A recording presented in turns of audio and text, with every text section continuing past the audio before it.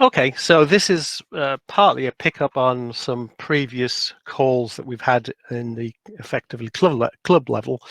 I kicked off a sort of idea of making alternative replacements for the Pololu. And Stephen and Peter kicked in very early, and Derek Hall gave us some very useful advice. So thanks very much for that, Derek. So I'll jump into this fairly quickly.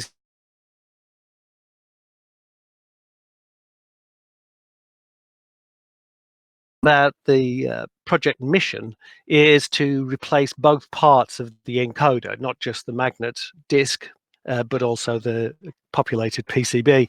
And part of the reason is to get a much higher resolution or more counts per revolution of the motor, where 36 would be quite nice compared to the 12 that you get off the Pololu, or if you're running on some nice 100mm radius circumference wheels, 40 or 50 might be a nice number. It's not going to be manufactured, so it has to be DIY-able, and the purpose of it was also to get it cheap enough that it might be attractive to people who aren't currently putting encoders on their mice. And the rough cost estimate was the Pololu off the shelf come in at a bit over £8, including VAT. So if each encoder, if a pair of encoders came in under £4, that would sort of seem worthwhile.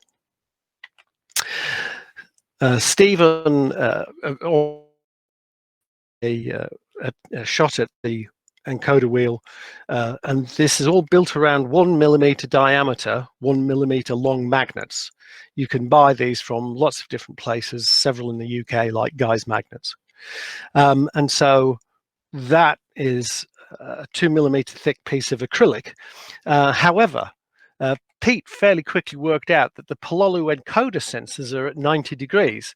And what we want to do is be able to make, first of all, an encoder disk which works with the Pololu electronics, so that we don't actually have a critical path on the electronics in order to figure out whether the encoder disks are working, but also so if somebody wants to, they can just upgrade an existing set of Pololu encoders with new encoder disks.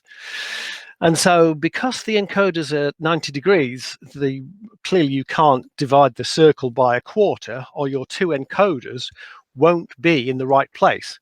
Sorry, Gary, can I just interrupt? The presentation isn't showing for me. I don't know about anyone else.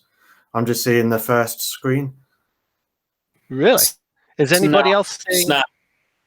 Yeah, just the first screen, Gary. Wow. That's better. But we didn't see the second screen, the second sheet. Now I can see the third. Agreed, yeah. Oh, that is very peculiar. I wonder why that is. So when I hit play, and does the screen change for you now? No. No. Okay. Although, yeah. So now let's we're just on the third screen. Yeah. Okay, so I'll just make this as big as I can and just walk through the slides. And so what's really happening is you want your motor, your sensors, to have one sensor under a magnet and one sensor in between a pair of magnets. So the second stab at this was 14 magnets, and that's 28 counts per rev, with alternating magnets. And Pete made one with CNC mill, and Stephen made one or two with his laser cutter. What we eventually got to was 18 magnets fitting on a piece of material about 9.4 millimeters or less in diameter. And so those 18 1mm diameter magnets are packed in fairly tight. Now, because we can test this whole thing with the Pololu-Encoder, we have. And both Pete and Stephen have these rather nice oscilloscopes that can dump pictures, and this is from Pete's Rigol. And so you can see the upper sensor and the lower sensor, the yellow and the blue, is showing that these things are nicely, if you like, out of phase. So we have some confidence that the encoder disk works, and we also have a little bit of confidence that we can make some progress on the Encoder Sensor PCB. What I wanted to do was make the Encoder Sensor PCB a little bit easier to use. The Pololu perches on the end of the motor, and so the boss of the motor is on the back of the PCB holding it away, and there's a gap. And it seemed much nicer, if possible, to be able to sit the PCB over that boss. And so the lower picture is indicating that this is the motor boss sticking through a PCB. It's Pololu-compatible connections, of course, so we don't have to write a whole big pile of new build guides. And it has to fit around not just the motor boss, but also the solder tag, so you can solder the whole thing onto the back of the motor. But in fact, once it's sitting on the back of the motor, if you wanted to, you could glue it on.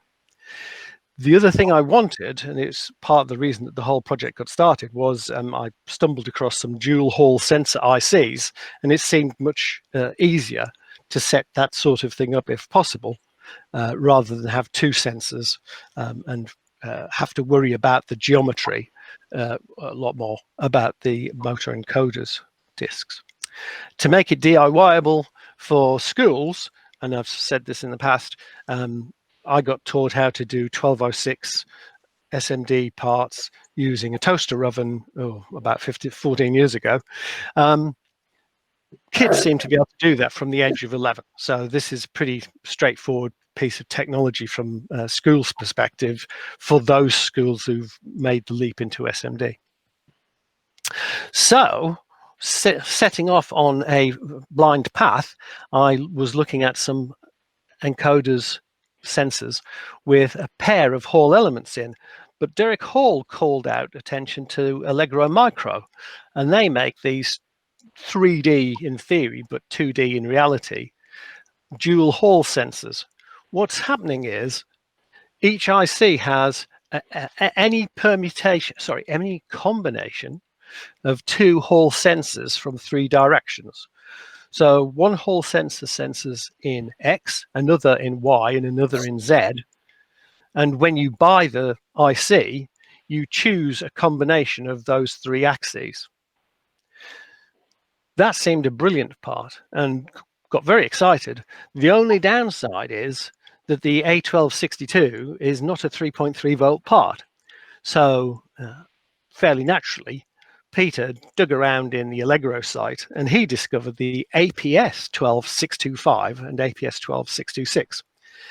It's the same physical package, so the same PCB would work if you wanted to.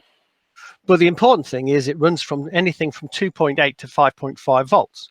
So with one PCB assembled, you could run this on a 5 volt mouse or a 3.3 volt mouse or even a 3 volt mouse. And so the way that it's actually working, if you want to think of it this way, is it's taking the vector product of an X and a Y, or an X and a Z magnetic vector, and it's working out what's actually happening. And so its outputs are either quadrature from those two sensors, or you can have speed and direction. And the great thing, of course, about speed and direction, if it works properly, is you only need one pin that can field an interrupt in order to keep up with it, or even hang a counter on it. And so both of those parts do exist, and you can buy them in small quantities from DigiKey or Arrow. The other magnificent thing about this particular sensor is it's much less sensitive to the magnetic pole number and spacing than two physically separate sensors that are both expecting a magnet to move over the top. And so you choose which permutation of dimensions you want, and you pick the appropriate part. So, yep. Sorry, carry on. So APS 12626 is a quadrature, and this particular one I've picked randomly is the Z-axis and the X-axis, and that turns out to be a B. So you can get an A, a B, or a C, and it gives you a ZX, a ZY, or an XY part. If you choose the speed and direction, you don't lose resolution. You still get all of the edges that you would get out of a quadrature detecting system, but it also, all of that comes out of one pin, output A. The other pin is used for direction. It's always asserted before the speed pin changes state, and it's simply high or low depending on which direction the thing's been spinning. So it's a very nice part, and thank you very much, Derek, for finding that original part, because it really set us off, I think, on a lovely track. So I designed a PCB originally, and then I discovered that the place I was going to get it made, JLCPCB, won't make anything as small as that sensor, board. The original was 13 millimeters wide, 16.5 millimeters tall, with 1206 components, and it's all just chopped up with V-cuts. And so what I did was I sent that away to Seed Studio, and I did subsequently, or in parallel, a slightly bigger, which wasn't very hard to do, 16 by 16, which JLC PCB will V-cut. And for giggles, I decided to try an 0805 component size and chop it all up using routing and breakaway tabs and or mouse bites. And so I've got myself 3 panels of this stuff in those various formats. They cost, for the Seed Studio, I got about 300 PCBs for less than £15, so it was under the VAT floor. So it wasn't very expensive to do. So this is what the JLCB PCB panels look like.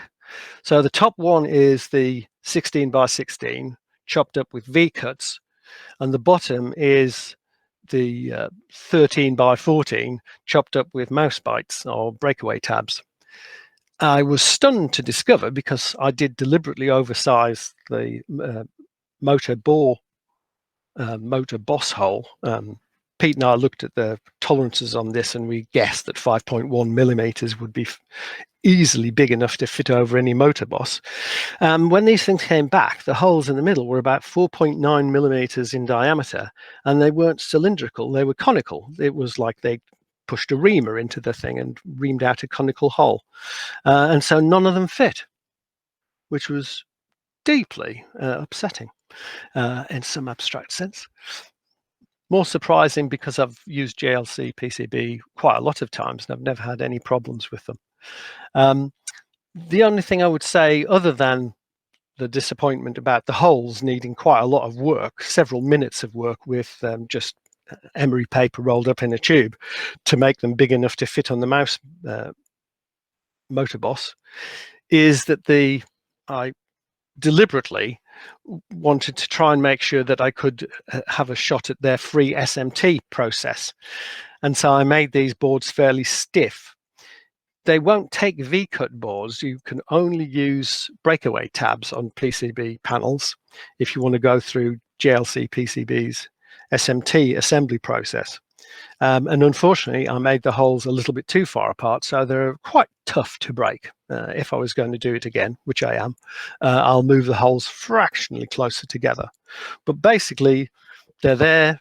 They need some emery paper or a file or a Dremel to make the holes around the motor bosses bigger, and I've got about 300 PCBs if anybody would like some to play with. 300 of each of these 2 designs. I was hoping that my Seed Studio, and I deliberately got them in a different color because it takes no longer, costs nothing, and I thought I'd be able to spot them difference. The ones that I got from Seed, which were V-cuts, they're a disaster. Only the left-hand edge of a panel is any good. I'll try and blow it up, given that I'm not actually showing this for real. I'll see if I can show you the photograph. But hopefully you can see that what's really happening is the connector at the top of the board is acting like a load of stamp holes or mouse bites, and the PCB material is actually breaking out of the middle of the PCB, and it's still attached to the leftmost board. So there's a great wodge of material missing. And this is almost completely hollow underneath those solder pads. So that's not super great. It's the shallowest V-cuts I've ever had off Seed. I'm not sure if they were just looking at the board and thinking we'd better cut it shallow or something, but I've never had such a bad job off Seed before. Can you guys see that? Yeah. Yeah. Bit sad, but there you go. go back to 100.